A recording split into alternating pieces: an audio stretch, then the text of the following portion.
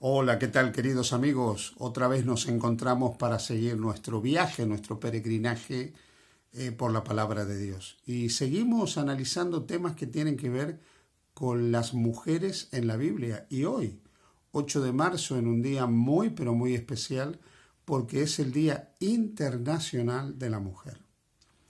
Cuando nosotros vamos a la Biblia descubrimos desde el capítulo 12 hasta el capítulo 23 del libro de Génesis la historia del padre de la fe. Padre de la fe para los judíos, padre de la fe para los cristianos, padre de la fe para el mundo musulmán. Me estoy refiriendo a Abraham, el amigo de Dios.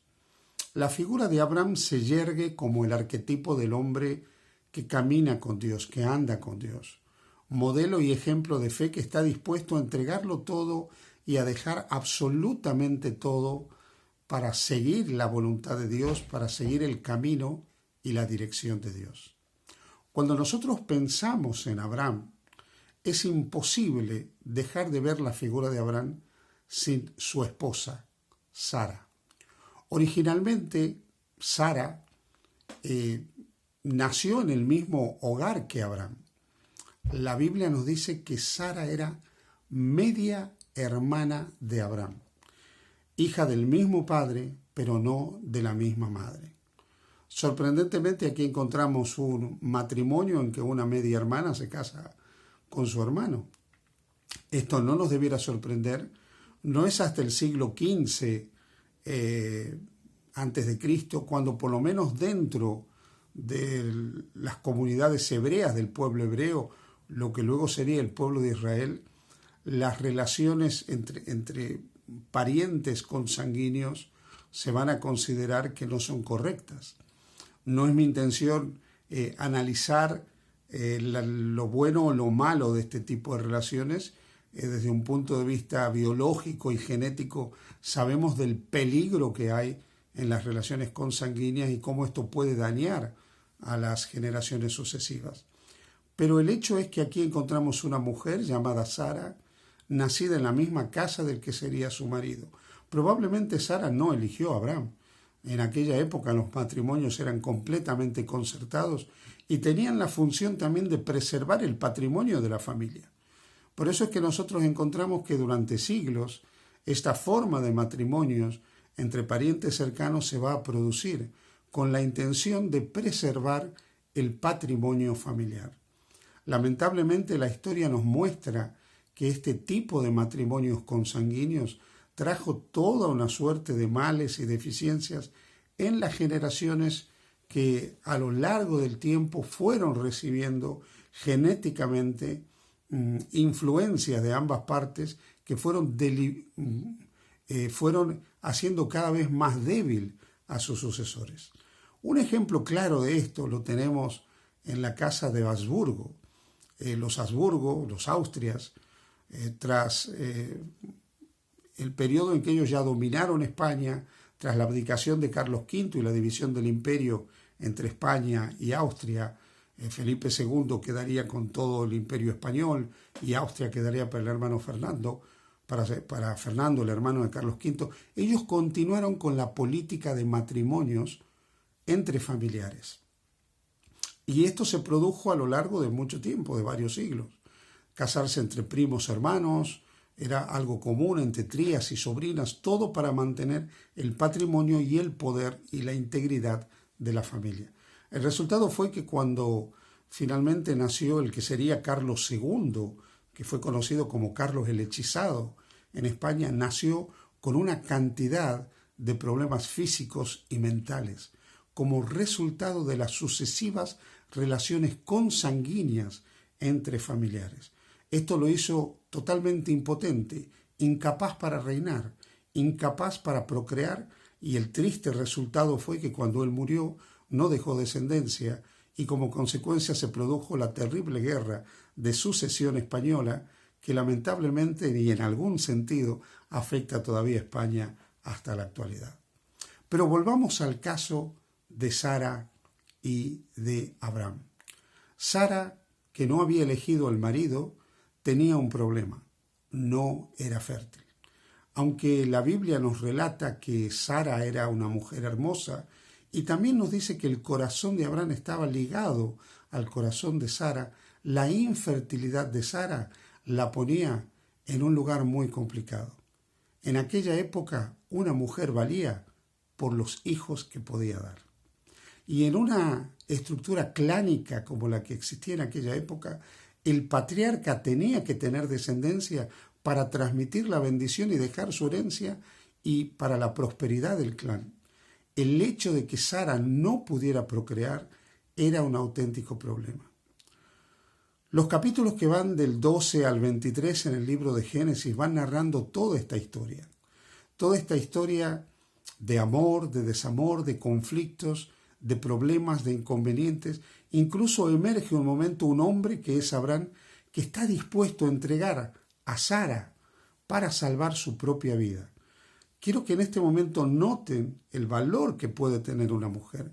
Si bien Abraham ama a Sara, la quiere, no la quiere más que a su propia vida. Y llegado el momento, cuando él está en tierra extranjera y el rey de esa tierra ve la belleza de Sara, la quiere tomar por mujer, y si no hubiera sido por la intervención de Dios, este monarca se hubiera acostado con Sara. Abraham no lo hubiera impedido, porque finalmente Sara era una propiedad y él decidía lo que iba a acontecer con Sara. Pero los relatos que van del capítulo 12 al capítulo 23, donde finaliza la historia de Sara, incluyen un capítulo que es el capítulo 16, donde nosotros vamos a encontrar la primera mención, por lo menos en las Sagradas Escrituras, y una de las más antiguas que se recuerden en literatura antigua, de lo que podríamos llamar la maternidad subrogada. La legislación de aquella época en la media luna de las tierras fértiles permitía que una mujer noble, si tenía una sierva y no podía darle descendencia a su esposo, tomara aquella sierva, la entregara a su marido, el marido procreara en ella, y luego el hijo que venía como resultado de esa relación era propiedad de la señora y por lo tanto era reconocido como hijo del Señor y era miembro y descendiente directo de la familia y heredero del patriarca. Muy bien, Sara, al ver su infertilidad, decide tomar a Agar. Agar era su sierva, su esclava, la servía. Y aquí hay otro tema, la esclavitud. Agar estaba en una situación donde era una propiedad, en este caso propiedad de su señora. No tenía dominio sobre su vida, no tenía autoridad sobre su futuro, no podía decidir por ella misma. La vida de Agar debe haber sido una vida triste, una vida marcada por el dominio, por el control y por la humillación que se daba en el caso de la servidumbre. Pero de pronto la señora decide que debido a su infertilidad, su marido tenía que tener descendencia con Agar. ¿Quiso Agar ser la mujer de Abraham? ¿Quiso Agar pasar una noche de pasión con Abraham? ¿Quiso Agar todo esto? No podemos dejar de pensar que Agar en ningún momento deseó todo esto que estaba aconteciendo. No había nada que la ligara afectivamente a Abraham. Y Abraham seguramente no lo ligaba nada afectivamente a Sara. Pero esta relación va a dar como resultado que Agar quede embarazada. Pero ese hijo no sería suyo, sería de su señora. Esto es lo que hoy se llama maternidad subrogada. Hay un gran debate en relación con esto en la actualidad, si es correcto o no es correcto. Pero lo cierto es que cuando Agar queda embarazada, su autoestima sube, mientras que la autoestima de su señora decrece. Y aquella que la había hecho embarazar, la empieza a hostigar y a maltratar, al punto que Agar, frente al maltrato, embarazada, decide huir. Es la intervención de Jesús, como lo menciona el capítulo 16, el ángel Jehová, que se presenta a Agar para consolarla, para animarla y para decirle que el hijo que tendría sería el padre de una gran nación, lo que anima finalmente a Agar, bajo la dirección del ángel Jehová, a regresar a Sara. Y finalmente nacería de ella Isaac. Isaac, un príncipe hijo de Abraham, que es el padre el ascendiente de la nación islámica. Lamentablemente, la experiencia de Agar fue traumática, fue triste, fue tremendamente dolorosa, porque finalmente, cuando por una obra sobrenatural, Sara quedó encinta y dio a luz a Isaac, Agar y su hijo Ismael, fueron echados del clan. Y aquella mujer que había sido esclava, que había sido instrumentalizada sexualmente para darle descendencia a su ama y a su amo, ahora con ese hijo era expulsada del campamento. Queridos amigos, la vida de mujeres como Agar en aquella época no valían absolutamente nada.